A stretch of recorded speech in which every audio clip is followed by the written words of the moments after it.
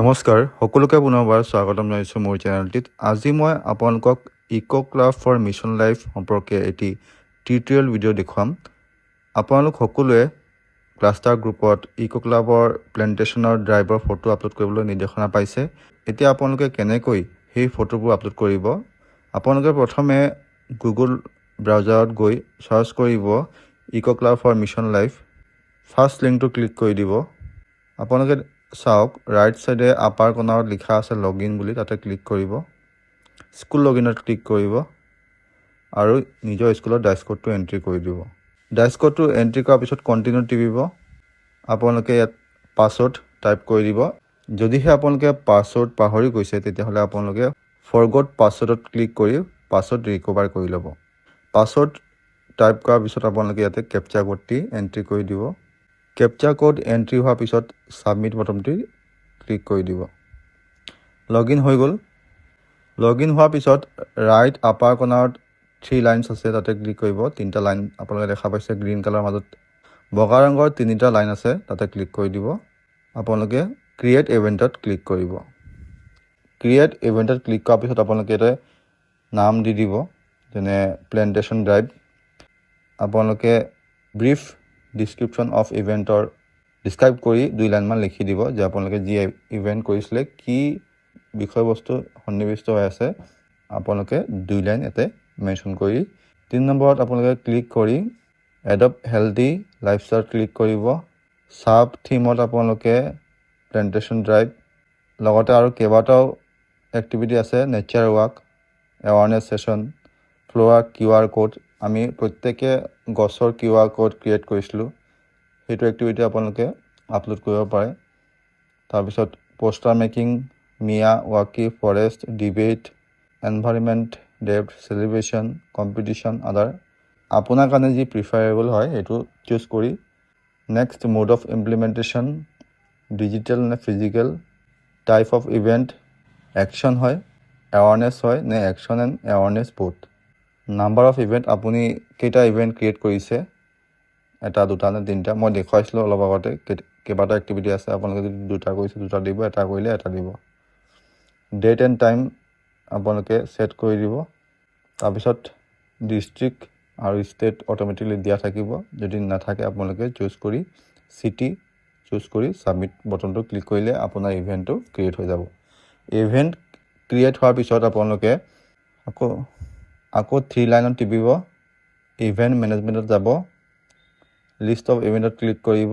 ইয়াতে মই 4টা ইভেণ্ট ক্ৰিয়েট কৰিছোঁ, মই ফাৰ্ষ্ট ইভেণ্টত ক্লিক কৰিলোঁ, ছিলেক্ট ইভেণ্টত ক্লিক কৰি দিব। এতিয়া ইয়াত কেইবাটাও প্ৰিফিল হৈ আছে, তো মই অকণ তললৈ গৈ কিনে does this event include a technological intervention, মই ন দিছোঁ, আপুনি চাই ল'ব।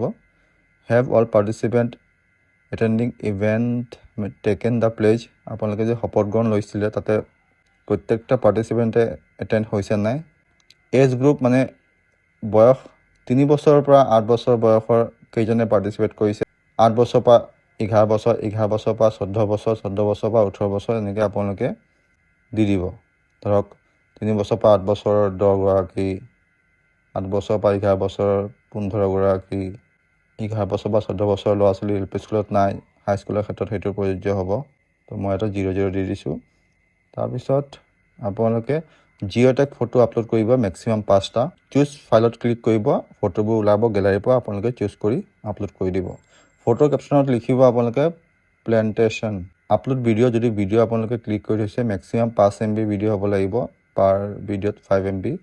ভিডিঅ' কেপশ্যনতো তেনেকৈ প্লেণ্টেশ্যন দিব, প্লেণ্টেশ্যন হ'লে প্লেণ্টেশ্যন, নেচাৰ ৱাক হ'লে নেচাৰ ৱাক, যিটো হয় এপ্ৰপ্ৰিয়েটলি সেইটো আপোনালোকে মেনশ্যন কৰি কেইটা গছপুলি ৰুইছে। এইবাৰ অকণমান আমাৰ কাৰণে ভাল হৈছে, যোৱাবাৰ কি হৈছিলে প্ৰত্যেকটা গছপুলি ফটো দিবলগীয়া হৈছিলে, এইবাৰ নালাগে, অকল মেক্সিমাম 5টা ফটো দিব। কিন্তু আপোনাৰ বিদ্যালয়ত কেইজোপা গছ ৰোৱা হৈছে সেইটো আপোনালোকে দি দিব। যদি আপোনালোকে 50টা গছপুলি ৰুইছে তেতিয়াহ'লে 50 দিব, 30 হ'লে 30 দিব, ইয়াতে আপোনালোকে দি দিব 32, 34 যিমান হৈছে আৰু। আপডেটত ক্লিক কৰি দিব, আপোনাৰ ফাৰ্ষ্ট এক্টিভিটি কমপ্লিট হৈ গ'ল। ফাৰ্ষ্ট এক্টিভিটি কমপ্লিট হোৱাৰ পিছত আকৌ আপোনালোকে চাব, মই হোমত গৈছোঁ, এইটো চাওক এডপ্ট হেল্থি লাইফষ্টাইলত আপোনালোকে যদি 2-3টা এক্টিভিটি কৰিছে তেতিয়াহ'লে আপোনালোকে 2টা বা 3টা ইভেণ্ট ক্ৰিয়েট কৰাৰ পিছত আপোনালোকে ইভেণ্ট মেনেজমেণ্টত গৈ আপোনালোকে ইভেণ্টত থকা এক্টিভিটিবোৰ আপলোড কৰি দিব।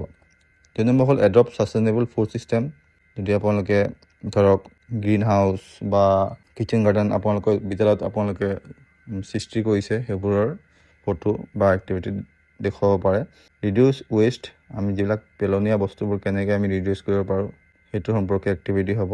এতিয়া যদি মই এডপ্ট ছাষ্টেইনেবল ফুড ছিষ্টেমত ক্লিক কৰোঁ, ৰিড মৰত ক্লিক কৰোঁ, school nutrition garden, classroom activity, competition and other, এই 4টাৰ ভিতৰত আপোনালোকে যিকোনো এটা চুজ কৰি এক্টিভিটি কৰাব পাৰে। ঠিক তেনেকৈ ৰিডিউচ ৱেষ্টত যদি মই ক্লিক কৰোঁ, এটা চাওক কেইবাটা এক্টিভিটি আছে, আপোনালোকে সেইখিনি চুজ কৰি এক্টিভিটিবোৰ কৰি আপলোড কৰিব পাৰে। Reduce e waste awareness and collection drive, awareness sessions, classroom activities, competition others, এইবিলাক আপোনালোকে চাই এক্টিভিটিবোৰ কৰাব। 30 জুনলৈকে এক্টিভিটিবোৰ কৰিব দিছে, আপোনালোকে সময় উলিয়াই কিনে এইবোৰ কৰি থাকিব। Save energy saving activities like switching off tube lights, bulb, electronic gadgets when not to in use. তো আপোনালোকে যোৱা বছৰ কৰিছে গম পায়। ছেভ ৱাটাৰ, পানী কেনেকৈ বচাব লাগে এইখিনি আপোনালোকে যোৱা বছৰ কৰিছিলে। ছে ন টু ছিংগল ইউজ প্লাষ্টিকৰ এক্টিভিটি যদি মই ক্লিক কৰোঁ, প্লাষ্টিক অডিট অফ স্কুল কেম্পাছৰ ভিতৰত যিখিনি পেলনীয়া প্লাষ্টিক বটল থাকে, পলিথিন থাকে, সেইবোৰ গোট খুৱাই আপোনালোকে এৱাৰনেছ টাইপৰ কিবা এটা এক্টিভিটি কৰি কিনে আপলোড কৰিব পাৰে। Awareness campaigning, replace plastic water bottle with steel আদাৰ। তো এইখিনি হ'ল থিম। তো আপোনালোকে গোটেইকেইটা থিম ইভেণ্ট ৱাইজ ক্ৰিয়েট কৰি ইভেণ্ট মেনেজমেণ্টত গৈ আপোনালোকে এক্টিভিটিৰ ফটো আৰু ডিটেইলছ দিব লাগিব। তো এয়া হ'ল সম্পূৰ্ণ প্ৰক্ৰিয়া। এতিয়া বৰ্তমান সময় অকণমান টেকনিকেল এৰৰ হৈ আছে ৱেবছাইটটিত। জিঅ'টেগ ফটো আপুনি ক্লিক কৰিছিলে, কিন্তু জিঅ'টেগ ফটো আপলোড কৰাৰ পিছতো তাতে এৰৰ শ্ব' হয় যে জিঅ'টেগ ফটো আপলোড কৰিব লাগে। চ' আপোনালোকে অকণমান ৱেইট কৰি লওক, 2 এদিনত হয়তো ৱেবছাইটটি ভালকৈ কাম কৰিব, তেতিয়া আপোনালোকে স্মুথলি কামখিনি কৰিব পাৰিব।